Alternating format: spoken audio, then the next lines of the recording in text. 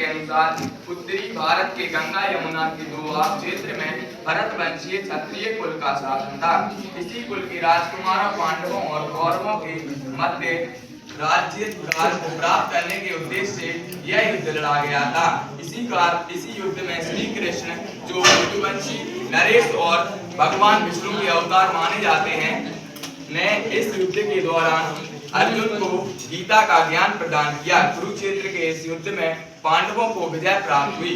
इस विजय के परिणाम स्वरूप ज्येष्ठ पांडव राजकुमार युधिष्ठिर राजा बने।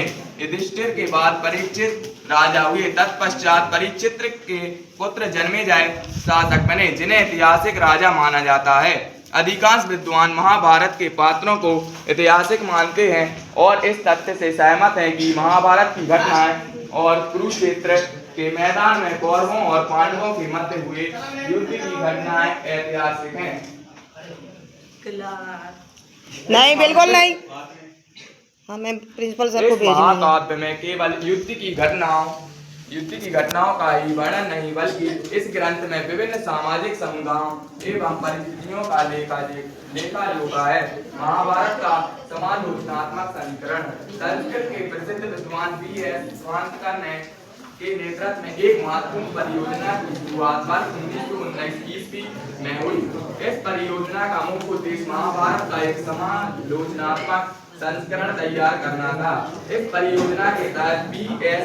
स्वांतकर सहित अनेक विद्वानों ने मिलकर देश के विभिन्न भागों से विभिन्न लिपियों में लिखी गई महाभारत की संस्कृत पांडुलिपियों को एकत्रित किया।